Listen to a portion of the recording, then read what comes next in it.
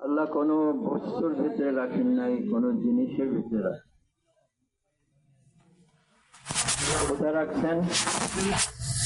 আল্লাহর হুকুম মানার ভিতরে, নবীর অনুসরণের ভিতরে, যেটাকে আমরা দিন বলি। যার জীবনে যত দিন থাকবে সে ততই কামিয়াব হবে, আর যার জীবনে যত দিনের অভাব থাকবে সে ততই নাকাম। এজন্য আম্বিয়া আলাইহিস সালামরা সমস্ত নবীরা একই দাওয়াত দিতেন, ইয়া আইয়ুহান নাস কুলু লা ইলাহা ইল্লাল্লাহ তুফলিহু। এই দুনিয়ার মানুষ, কালমা পড়ো, তোমরা সফল হবে। ভাই, তো এই কালমাকে বুঝতে হবে, নিজের ভিতরে আনতে হবে, অপরের কাছে পৌঁছাইতে হবে। আজকে কালমার চর্চাই নাই। ঈমান যে অর্জন করতে হবে এটা কোনো ফিকিরই নাই। আমাদের ফিকির কি? মাল বানাও, সম্পদ বানাও, জমি বানাও, ডিগ্রি বানাও। ঈমান বানাও কয়জন? অথচ যত মালওয়ালা হোক, যতই পদওয়ালা হোক, যতই ডিগ্রিওয়ালা হোক, মওতের পরে একটাও কাজ দিবে না। কি ভাই, দিবে? দিবে না। তো যেটা আমার মওতের পরে কাজ দিবে, ওইটার ব্যাপারে আমরা কি করছি?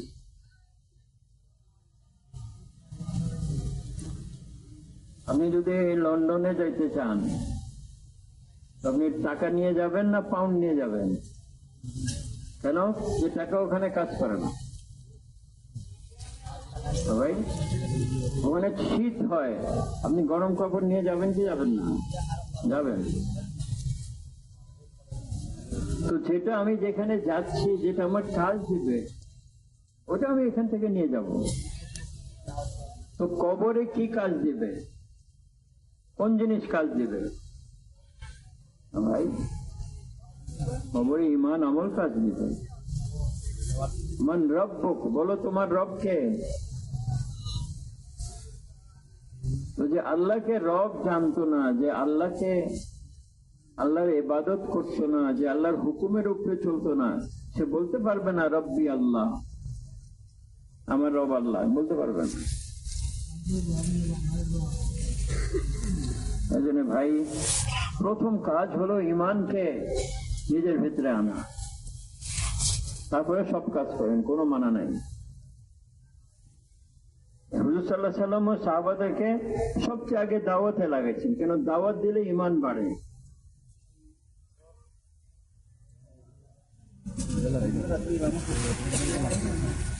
সমস্ত নবীরা দায়ী ছিলেন এবং ওনারা সবচেয়ে বড়, বেশি ঈমানওয়ালা ছিলেন।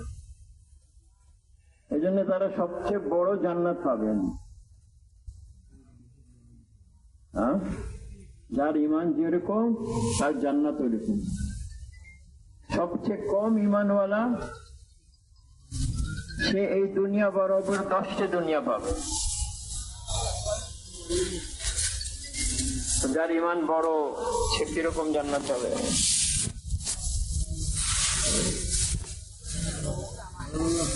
আম্বিয়া আলাইহিস সালামরা দায়ী ছিলেন, সাহাবারা দায়ী ছিলেন, হুজুর সাল্লাল্লাহু আলাইহি সাল্লামের উম্মত দায়ী উম্মত। যার জন্য এই উম্মতের এত মর্যাদা দেওয়া হয়েছে যে আল্লাহ নিজে প্রশংসা করতেছেন, কুনতুম খায়রা উম্মাতিন, তোমরা সবচেয়ে সেরা উম্মত।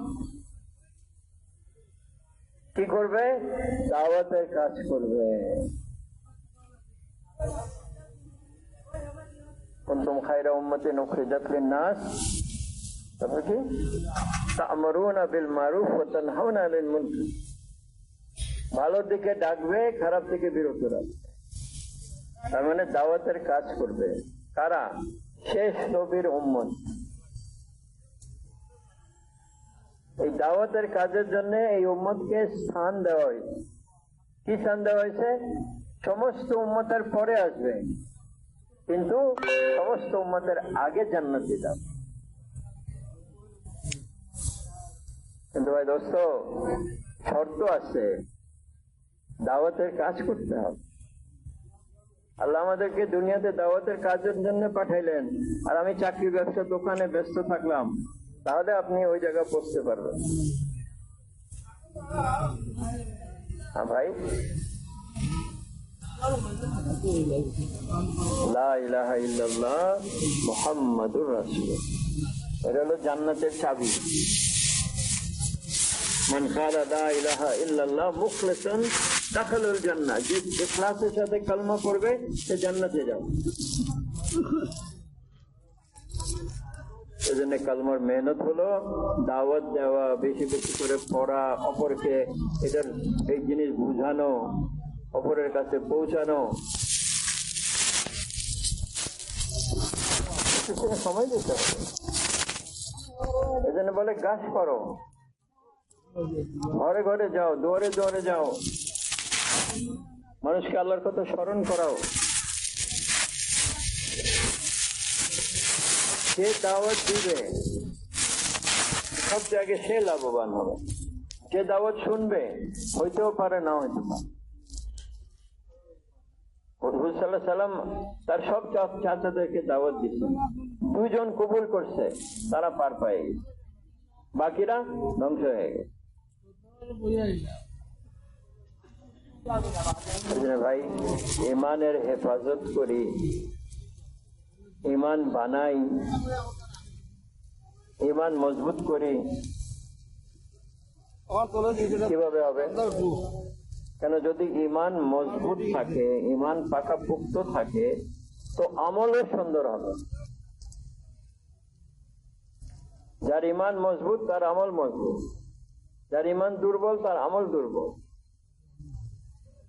আজকে তো আমরা দুর্বল ইমান নিয়ে চলতেছি, সত্য কথা মুখ থেকে বাইর হয় না, ব্যবসাতে ভেজাল করতেছি, চোখের হেফাজত করতে পারি না, কথা দিয়ে কথা রাখতে পারি না, ধার নিয়ে ধার ফেরত দিতে পারি না। এগুলো কেন হইতেছে? নামাজ ঠিক মতন পড়তে পারতেছি, কোনোদিন পড়ি কোনোদিন পড়ি না, কোনো ওয়াক্ত পড়ি কোনো ওয়াক্ত পড়ি না। আজকে শতকরা মুসলমানদের ভিতরে কয়জন নামাজ পড়ে? 5 ওয়াক্ত। এই অবস্থা কেন? যে ইমান দুর্বল। আর যদি মেহনত করে সে তার ইমানকে বানাইতে পারে, তো তার সব, তার আমলই বদলে যাবে।